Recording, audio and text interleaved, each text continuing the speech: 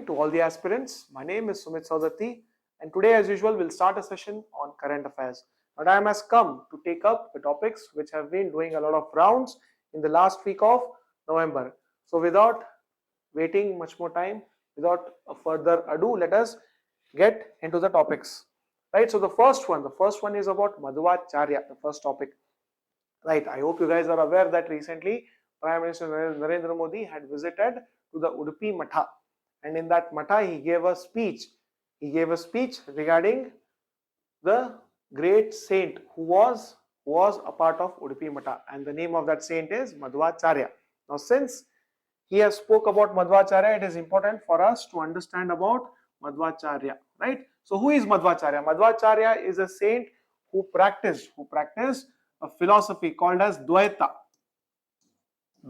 philosophy. Now, what is this philosophy? According to this philosophy, the English translation of this Dvaita is nothing but dualism. Now, according to this philosophy, what Madhvacharya states is that he says that both Paramatma and Atma are two different entities, right? Now, Atma is a bit inferior, whereas Paramatma is superior. That is what this philosophy says. It says that Atma is dependent on Paramatma, whereas Paramatma in itself is independent. And this, in short, is about the philosophy of Dvaita, right? So, he was the propounder of this ideology or a school of thought inside Hinduism, which is called as dualism, and he is also known to establish Vaishnavism. What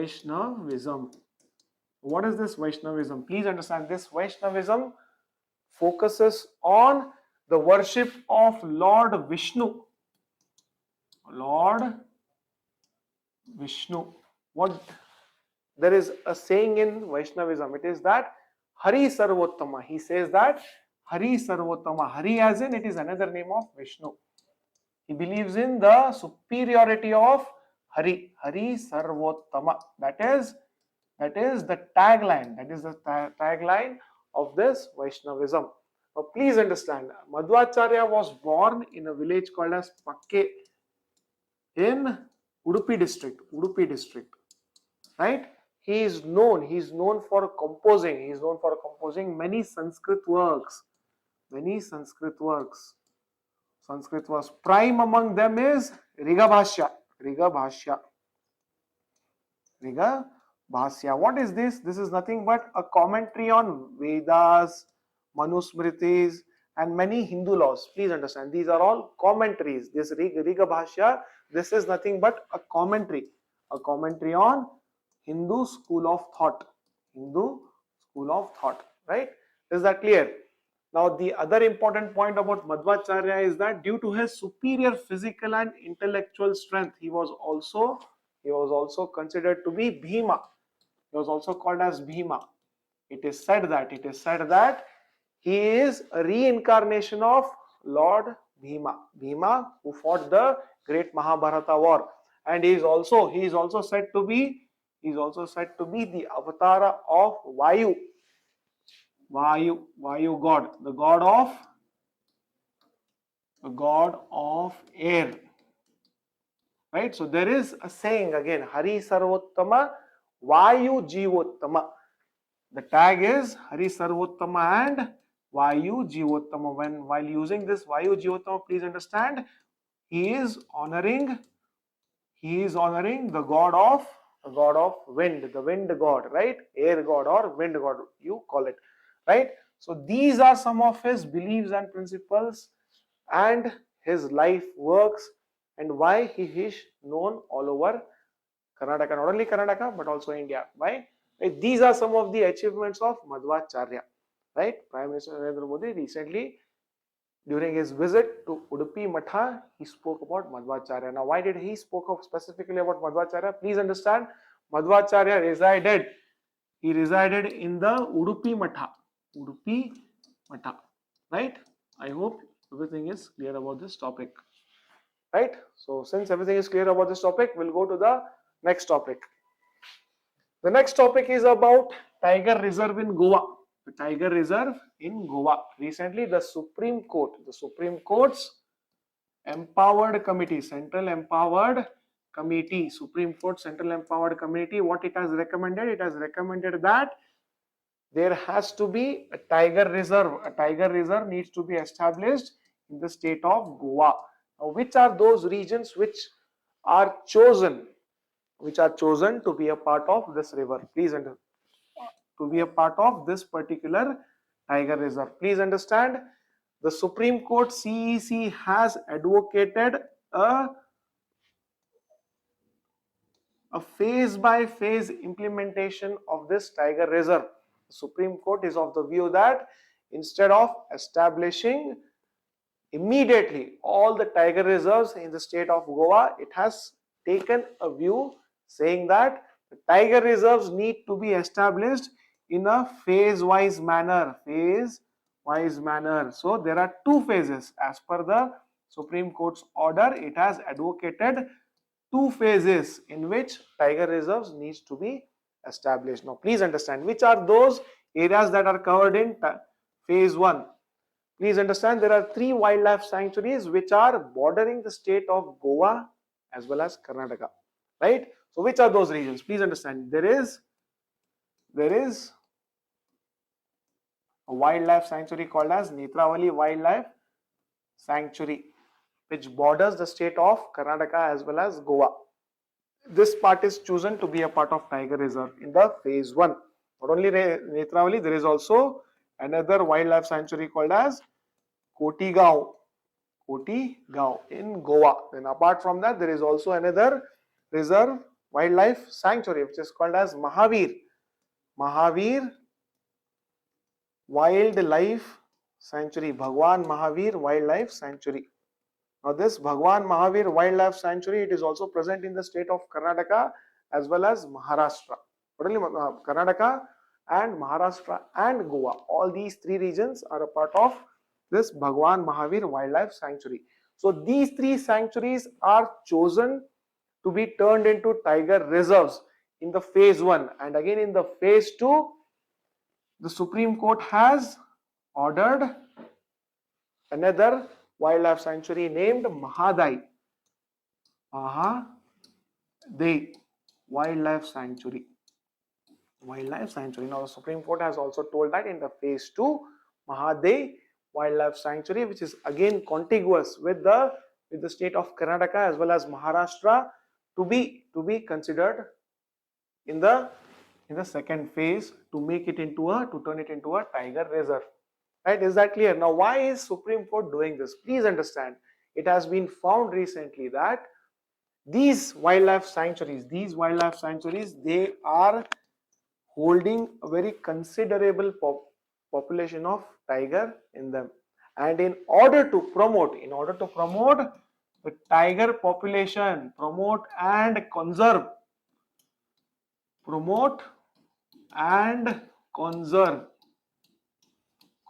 the tiger population in these parts, the Supreme Court has ordered the Goa government through its CEC to establish tiger reserves in these parts. But however, Goa, the government of Goa, it has recently said that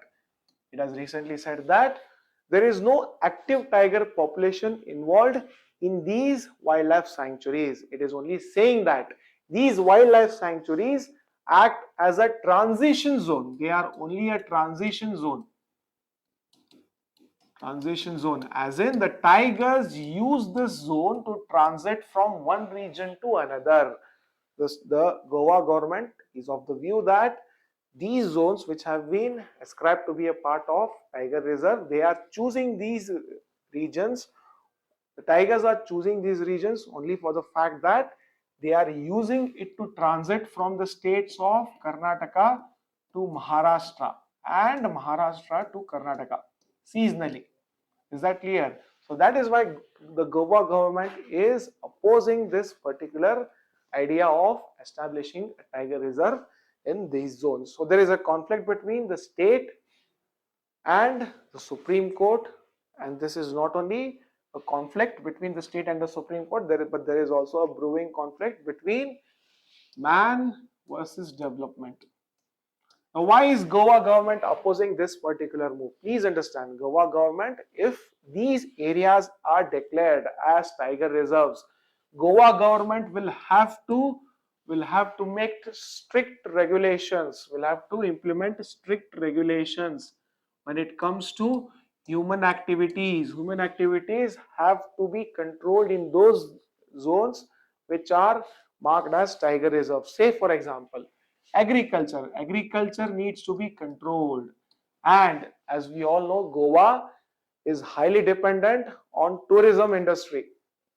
And if in case these regions which attract high number of tourists, these regions that attract high number of tourists, now if they are stopped from getting to those zones, then Goa will definitely lose its lot of its revenue coming from tourism sector, right? So that is the reason why the government of Goa is not okay with this plan which has been given out by the Supreme Court. Is that clear?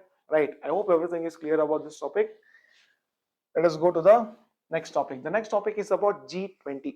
Now, please understand, recently this G20 meeting was held in the country of South Africa. The city that hosted this G20 summit is Johannesburg, right? And also please understand, this was the first time in the history of G20 that this summit was held in the continent of Africa. The continent of Africa, right? So these are some of the important points with respect to current affairs when it comes to G20. Now, since we've understood what G20 is, let us try and understand the history of G20. Please understand, G20 is nothing, it is nothing but a group of nations, group of nations that are economically superior, economically stronger. Say for example, as per the data, 75% of GDP, world GDP, 75% of world GDP, these group of countries, these G20 group of countries together hold 75% of global GDP, and they also hold 85% of total trade, 85% of total trade, world trade, 85% of total world trade takes place between these G20 countries. And apart from that, these G20 countries comprise two-thirds of the world population. They represent two-thirds of world population. This is as far as the facts regarding G20 is concerned.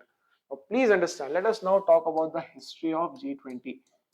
This G20 was formed when, due to the rise in Asian economic crisis. When did this occur, Asian economic crisis? Please understand, this occurred in the late 90s. In the late 90s. As a response to this Asian economic crisis in the late 90s, a group of 20 countries, they came together and they formed a group called as G20. To do what? To stop or avert such situations happening again in our economy, right? In the late 90s, it was nothing but a grouping of finance ministers. It was a grouping of finance ministers of these G20 countries. But however, as we all know, there was again, the world also underwent another economic shock in the year 2008. There was an economic crisis in the year 2008. Now, responding to that particular economic crisis in the 2008, this G20 grouping suddenly got upgraded to a leadership summit. Leadership summit as in leaders of many countries, leaders of all these countries, they started attending these G20 meetings. Now, what are they doing in this G20? Please understand, they are coordinating with each other. They are coordinating, all these countries, they coordinate with each other when it comes to finance, economy,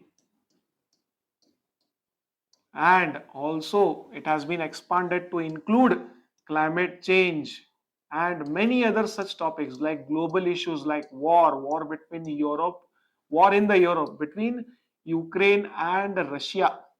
All these slowly, its ambit is slowly expanding, that you will have to understand, right?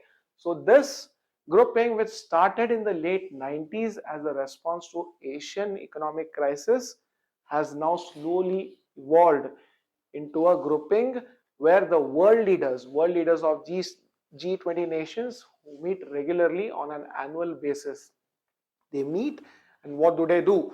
They talk about improving a coordination between them with respect to finance, economics, banking regulation, and slowly this ambit has been expanded to include many global challenges like climate change as well as wars, right, etc. So this is about G20. Now, which are the countries that are a part of this G20? Please understand, there are 19 countries. There are 19 countries which are a part of this G20. Along with these 19 countries, please understand, India is also a part of this particular grouping.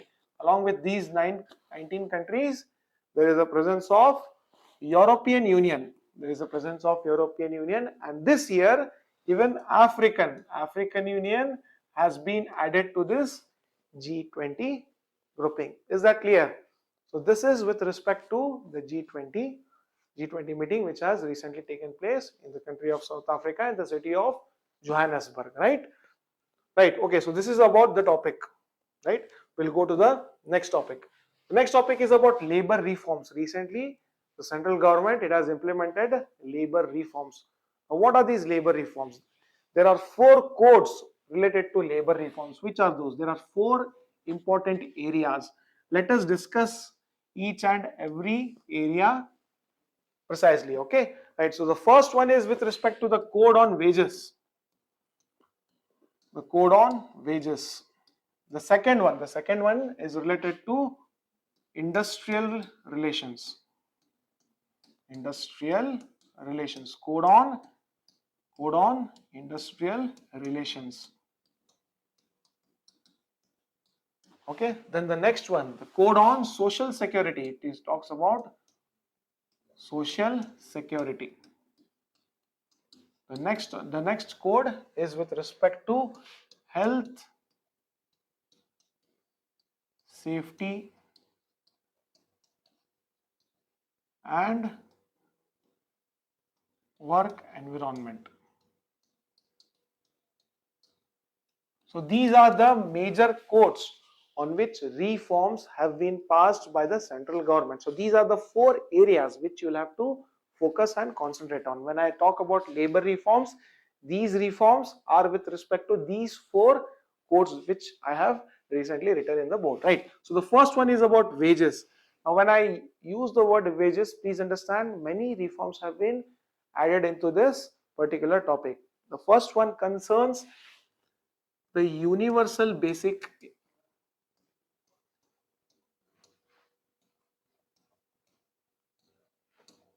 it talks about universal basic wages, and it also talks about addressing the gender pay parity. Talks about gender pay parity as well, right? What is universal basic wage? Please understand, all the wages which the workers in the factories and manufacturing hubs of our cities, all the workers from now on, with the implementation of this code, will get a very decent and stabilized incomes. And now let us come to gender pay parity. Say, for example, I hope you guys are aware that for the same work done by men, and if the same work is again done by the woman, we know that the woman is always paid less than what the man gets for a particular work. Now, this discrepancy has been noted by the framers of the reform laws, and that is why they have now come up with a concept called as gender parity. Gender parity as in both men and women will get fair wages, fair and equal wages. There will be no discrimination between a man and a woman when it comes to getting the basic minimum wage, getting the wages for which the work is done, right? And the third important reform is about overtime. Overtime. Now, according to this law, it has been fixed that if any worker, if he does overtime job, then he will have to be paid 2 times the normal amount which he regularly gets during his work hours, right? Is that clear? So these are some of the main important reforms with respect to code on wages. There are many other reforms, but these are some of the most important reforms which you'll have to understand. Now I hope everything is clear about code on wages. Let us go to the industrial relation. In industrial relation, again, there are some sweeping regulations which have benefited, which are going to be benefiting the industry, right? When I use the word industrial relations, please understand it is always about the relation between the employer and the employee, right? The relationship between employer and employee needs to be healthy and stable in order for a country to grow as a manufacturing hub. If this relationship, if it is not strong enough, then what will happen? The entire manufacturing edifice of the country and the economy will collapse. Now, keeping these interests in mind, there is also reformation with respect to industrial relationship. Please understand, when I use the word industrial relationship, you'll have to understand that this is benefiting both employers and employee, right? So say for example, there needs to be, as per the new regulation, there needs to be a 14-day notice, for strikes, and lockdowns, right? For strikes and lockdowns, the employee unions, they will have to close their strikes and lockdowns which are affecting the day-to-day working of an industry within 14 days after announcing the strike, right? If there is a notice, the notice has to be addressed within the 14 days with respect to strikes and lockdowns, right? So what will happen? It will strengthen the the employers will be gaining confidence with such a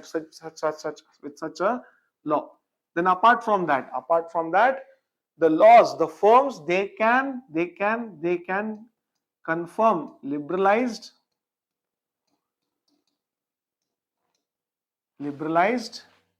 scheme of hiring employees, right? Hiring employees. And since these both are employer friendly laws, now there is also something for the employers as well. The employers will get a guaranteed time frame for their job, time frame for their job. Say for example, the employee will now get a stabilized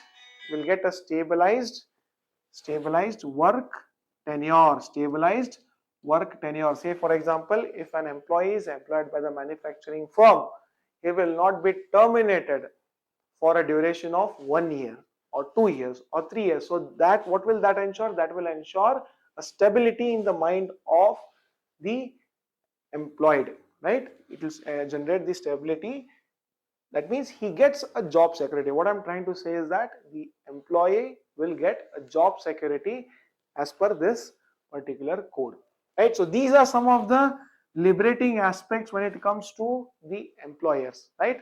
So what are these laws doing? They are restoring the stability and balance between both the employers and the employees. Let us go to social security. When I use the word social security, please understand this is related to the workers pension and provident fund and EPF and all such other things, right? All such other things which will be beneficial to the workers in their future, right? So these laws, what are they doing is that they have reformed and made all these provisions pretty much compulsory for the laborers to have. Is that clear? So this is with respect to social security. Now let us talk about health, safety and work environment. Now this is related to the atmosphere in which the workers are working. Now presently I think the times are evolving. Slowly we are becoming a liberalized nation.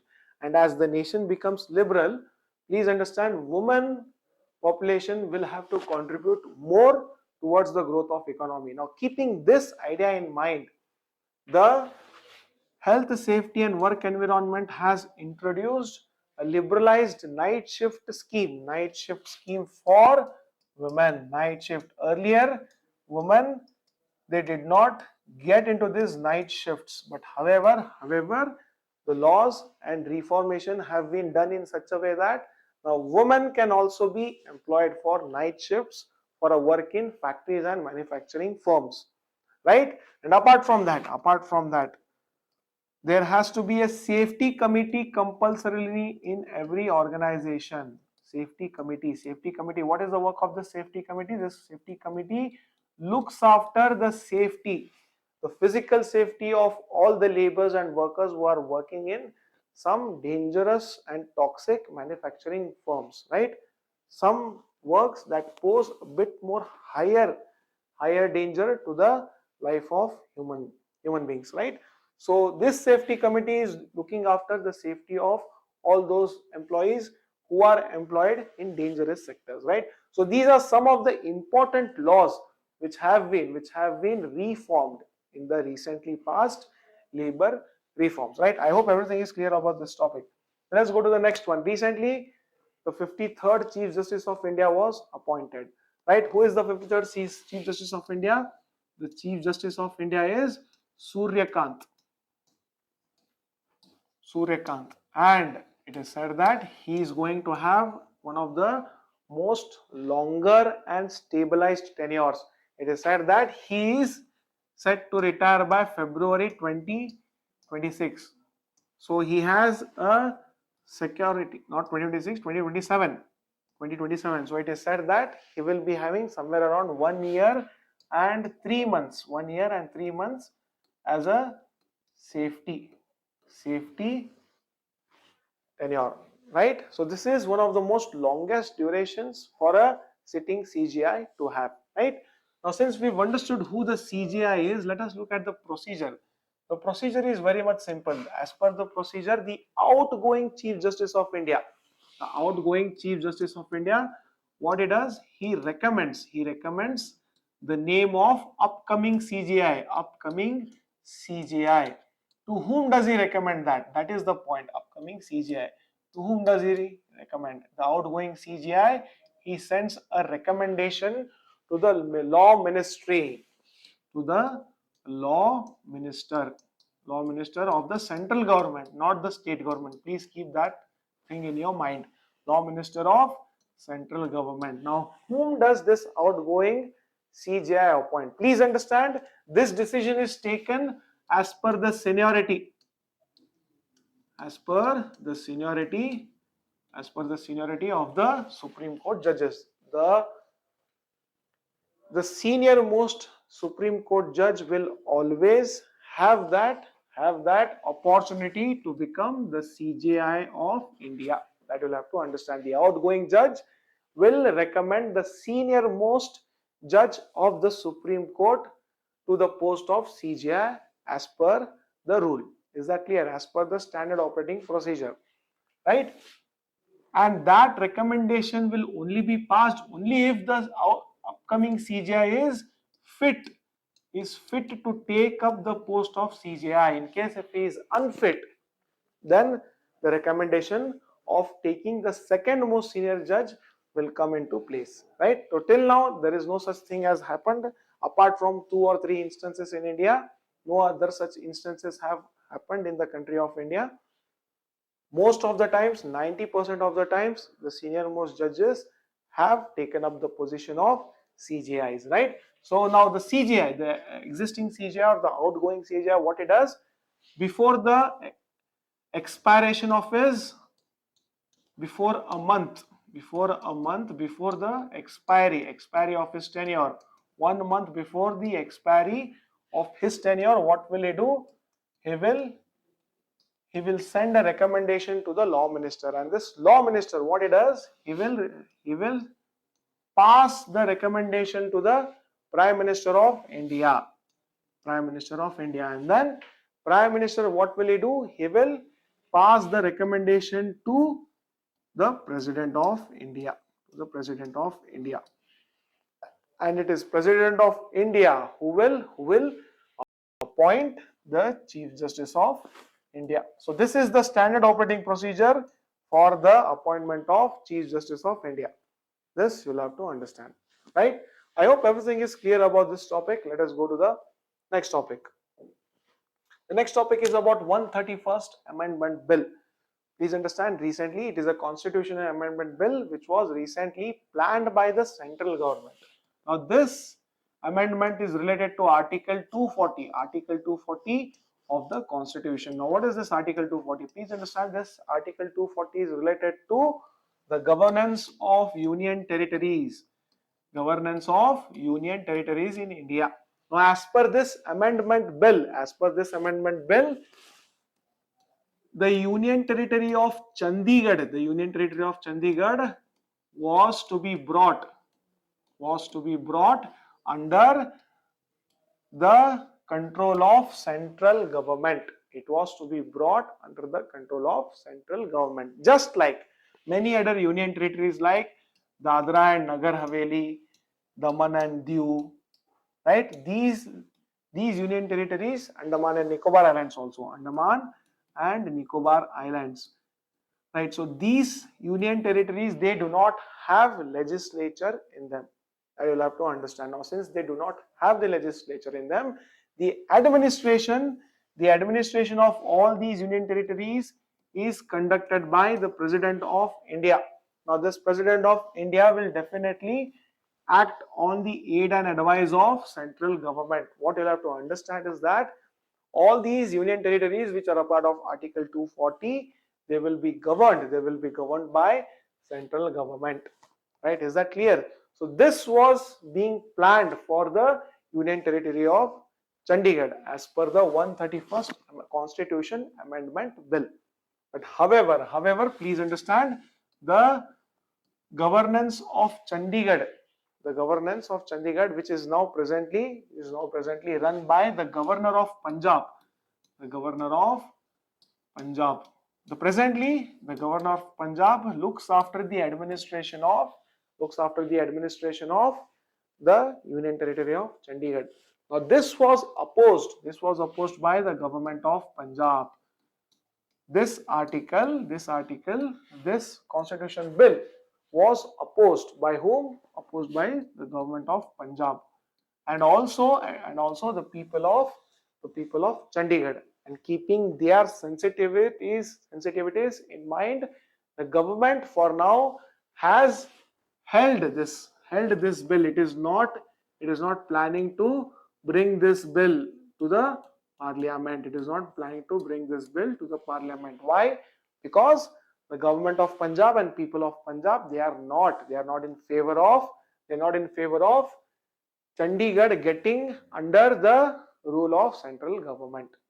Now if that is the case, then what is the present case? Who is ruling the Union Territory of Chandigarh? Please understand, the Union Territory of Chandigarh is run by the Governor of Punjab. The Governor of Punjab is presently running the Union Territory of Chandigarh, and this Chandigarh, it is a shared capital. Between the states of which states? The states of Punjab and Haryana. Which means the legislatures of both the states are present in Chandigarh.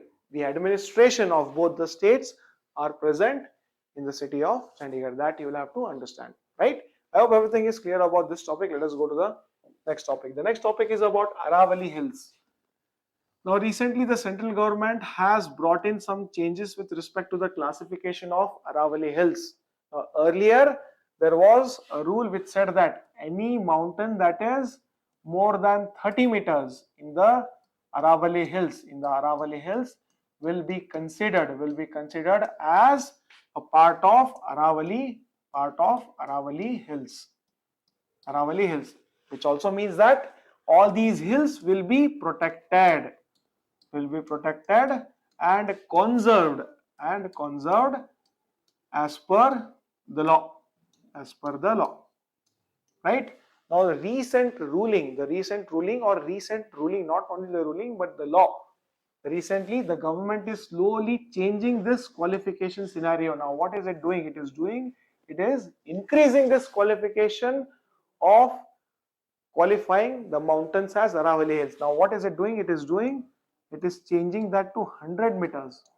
Now, if any hill or mountain, if it is below 100 meters, then it will not be qualified as Aravalli Hills. If that particular place, if it is not qualified as Aravalli Hills, then it will lose its protection and conservation status. That will you have to understand, right? So that has been the recent change which has been brought in by the government, the central government. Now, please understand, since we've understood why this is in news, let us try to understand what Aravalli Hills are. Please understand, these are the ancient hills, ancient mountains range. These are one of the ancient mountain ranges which are of folding in nature, which are formed due to the folding of Earth's crust. Please understand, these are formed due to the folding of Earth's crust, right? So this is the nature of Aravalli Hills. And apart from that, the extent of Aravalli, let us talk about that. The Aravalli Hills stretch from the region of Delhi to Gujarat. They almost stretch for 690 kilometers. And the tallest mountain in Aravalli Hills is Mount Guru Shikhar.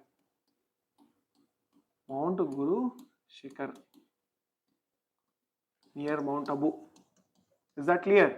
So this is the tallest mountain in the Aravalli hill ranges. Now there is also another important function which Aravalli Hills provide. What is that? Please understand, these Aravalli Hills, they border the Thar Desert region of India. Thar Desert.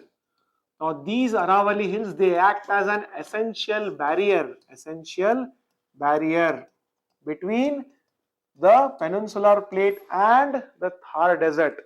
You will have to understand that these barriers, what are they doing? It is stopping the spread of Thar Desert into mainland India. It is stopping the desertification. Of mainland India. Desertification of mainland India. Now, this is the most essential function of this Aravalli Hills. Now, this you will have to understand. From this particular point, you will have to understand that this classification which the government is doing will definitely harm this function of Aravalli Hills. Now, if those hills which are shorter than 100 meters, if they are losing their protection status, then all those hills will be used for linear projects like building of roads, bridges and all other things. And if we cut down all those hills and if we remove these barriers, what will happen to the mainland India? The desert will slowly expand into the interiors of India. That will lead to the desertification of mainland India, right? This is what the environmentalists and ecologists are telling, right? I hope everything is clear about this topic. Let us go to the next topic. The next topic is about IMF's C grade rating to national accounts. Now, when I use the word national account, please understand this is related to the calculation of GDP of our country. Not only GDP, GVA, consumption expenditure, gross capital formation, etc. All these metrics, they come under national account. Now, what are these metrics? Please understand, these metrics are used for the measurement of economic activity in our country. Right? I hope you guys are aware that GDP is used to measure the growth in the country, right? So all these metrics, these are a part of national account. Now, what has IMF done? Please understand, IMF has given a C grade. Please understand, this is a lower grade. There are 4 grades: A, B, C and D grades. There are 4 grades, and IMF has given this low ranking grade to our national accounts. Please understand, this is not a good place to be in. This place is shared by many dubious country accounts like China.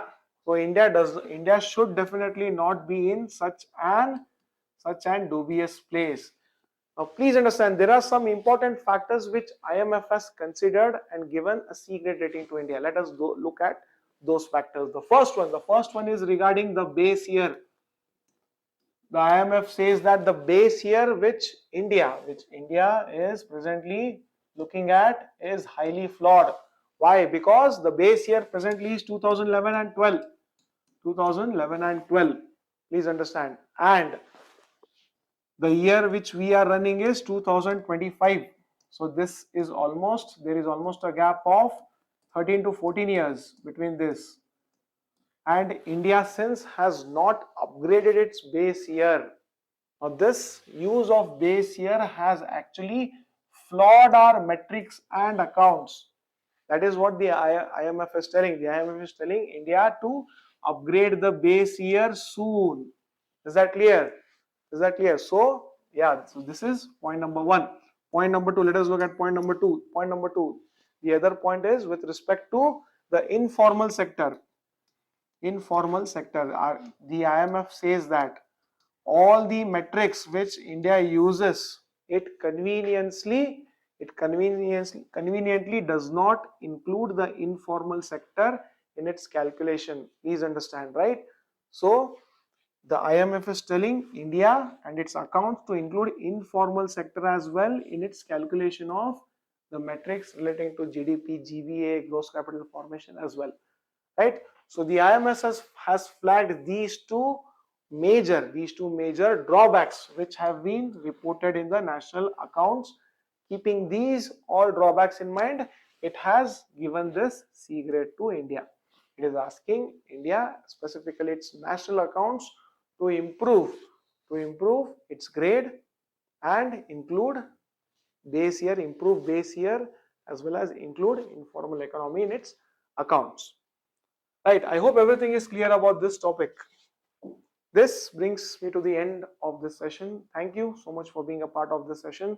Thank you so much for being a part of Classic Education.